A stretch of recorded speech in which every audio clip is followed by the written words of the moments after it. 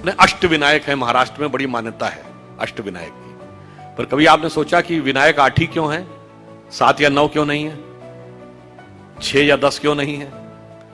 हमारे यहां कोई भी चीज बगैर कारण के नहीं है, बगैर तर्क के नहीं है। अच्छा, कभी आपने सोचा कि भगवान गणेश का शरीर मनुष्य का है और सर हाथी का क्यों है, और उनका सर काटा क्यों गया? सर हाथी का क्यों है, सवारी चूहे की क्यों है? दोनों में बहुत विरोधाभास नजर आता है ना। और उसके बाद यदि हाथी का सर है तो उनको एक दंत क्यों कहा गया? हाथी के तो 2 दांत होते हैं, तो फिर एक ही दांत क्यों है? अगर एक ही दांत रहना था तो एक ही दांत होना चाहिए था उनकी मूर्ति में, वो दूसरा दांत टूटा हुआ क्यों है? और बल्कि जो आप वास्तविक मूर्ति देखते हैं उसमें टूटा हुआ दांत एक हाथ में पकड़ रखा उन्होंने। कभी आपने विचार किया कि ये क्यों है? इसमें से कुछ भी कहानी नहीं है, कुछ भी कल्पना नहीं है। और गणेश जी किसके देवता हैं? रिद्धि और सिद्धि के देवता हैं, यानी संपूर्ण सिद्धियां गणपति की आराधना से मिलती हैं। और गणेश जी पुत्र किसके हैं? शिव पार्वती के। और शिव ने ही सारे आगम ग्रंथ दिए हैं, यानी जिसको आप कहते हैं ना, आपकी चेतना के जागरण के सारे स्वरूप भगवान शिव ने दिए हैं। अब समझिए गणपति के सारे जो स्वरूप हैं, इनका अर्थ और तात्पर्य क्या है।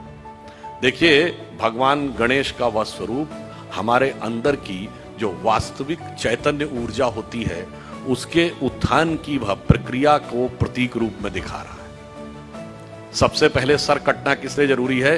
वह आप अंदर की यात्रा करके अपनी कुंडलनी शक्ति को तब जागृत कर सकते हैं जब पहले आप अपने अहंकार को नष्ट करने में सफल होते हैं। तो आपका सर कटने का स्वरूप प्रतीक ये है।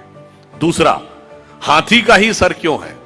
क्योंकि हाथी की जो सूंड है, और आपने देखा होगा हमेशा गणपति की सूंड इस दिशा में यूं है, कभी ऐसे नहीं है। क्यों?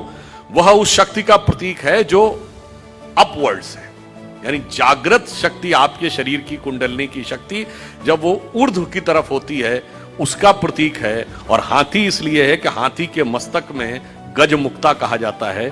माना जाता है कि हाथी के यहां मस्तक में एक मुक्ता है, तो वो ब्रह्मरंध्र का प्रतीक है। और जब वो मुड़ी हुई सूंड ऊपर है, और चूहे की सवारी क्यों है? क्योंकि चूहा जमीन के अंदर जाकर अपना बिल बनाता है। तो जब आप एकाग्र चित्त होकर अपने अंदर की यात्रा में उतरते हैं, तभी जाके आप इस शक्ति को पहचान पाते हैं और उस शक्ति को ऊपर उठाने का सामर्थ्य पा पाते हैं। 8 ही विनायक क्यों हैं? क्योंकि 8 चक्र हैं, मूलाधार, स्वाधिष्ठान, अनाहत, आज्ञा, विशुद्ध चक्र और ब्रह्मरंध्र। और अब एक ही दांत क्यों है? क्योंकि जब आप आज्ञा चक्र से ऊपर जाते हैं, तब द्वैत के साथ वह यात्रा नहीं हो सकती, यानी संसार और ब्रह्म 2 में से एक को ही चूज करना पड़ता है। तो वह दांत टूटा हुआ क्यों है? तो संसार के साथ उस संबंध का विच्छेद करना पड़ता है, उसे तोड़ना पड़ता है। इसीलिए टूटा हुआ दांत हाथ में रखे हुए हैं। फिर आगे की यात्रा जाकर जब ब्रह्मरंध्र तक मिलती है, तो समस्त रिद्धियां और सिद्धियां आपको प्राप्त होती हैं। यह उसका प्रतीक है।